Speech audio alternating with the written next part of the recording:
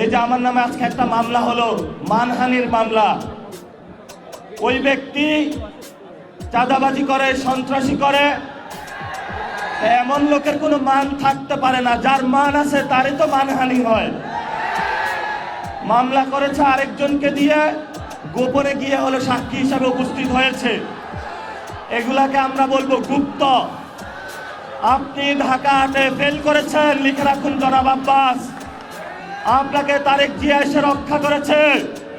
তারেক জিয়া যদি এসে রক্ষা না করত, তাহলে আপনি মির্জা আব্বাসের ছুনোপুটিও আমরা ঢাকা ৮-এ খুঁজে পাইতাম না। হালে পানি আছে, এখনো বেঁচে থাকার সুযোগ আছে।